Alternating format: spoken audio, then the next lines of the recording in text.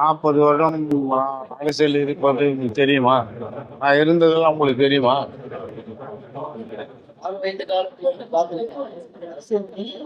நான் பார்த்து தான் நீ பிறந்த.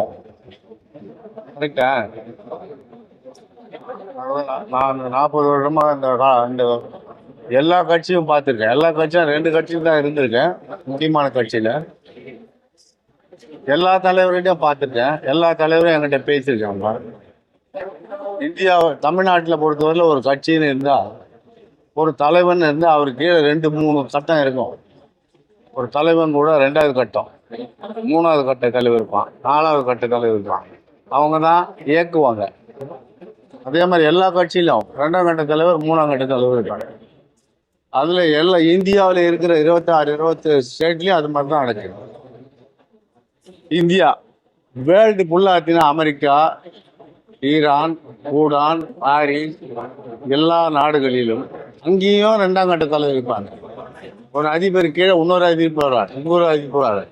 ஆனால் உலகத்திலேயே ஒரே கட்சியில் ஒரே தலைவர் இருக்குதுன்னா அந்த தமிழக வெற்றி கழகத்தினுடைய தலைவர் தான்.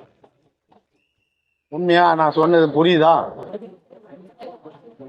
வேர்ல்டுலே அதிபருக்கே இன்னொரு அதிபர் இருப்பான், அமெரிக்காவுக்கு ஒரு அதிபர் இருப்பான், பூடானுக்கு ஒரு அதிபர் இருப்பான், 3-4 கட்ட தலைவர் இருப்பான்.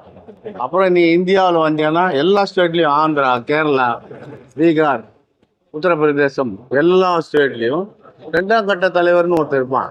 முலாயம் சிங் இருக்காருன்னா அவருக்கு புள்ள, அது கீழே ஒருத்தர். அதே மாதிரி ஒவ்வொரு கட்சிக்கும் ஒருத்தர். ஏடிஎம்கேல அது மாதிரி, திமுக மாதிரி, விடுதலை சிறுத்தைகள் மாதிரி, துணை பொதுச் செயலாளர், இணை பொதுச் செயலாளர் எல்லாம் அவங்க தான் பேசுவாங்க. ஒரு எலெக்ஷன் வந்தால் கீழே இருந்து பேசிட்டு அப்புறம் தான் லீடர் வருவார். ஆனால் இந்த இந்தியாவில், அதுவும் குறிப்பாக தமிழ்நாட்டில் ஒரே தலைவன் தான் பேசினார், ஒரே தலைவன் தான் சின்னத்தை வாங்கினார், ஒரே தலைவன் தான் ஜெயிச்சார்.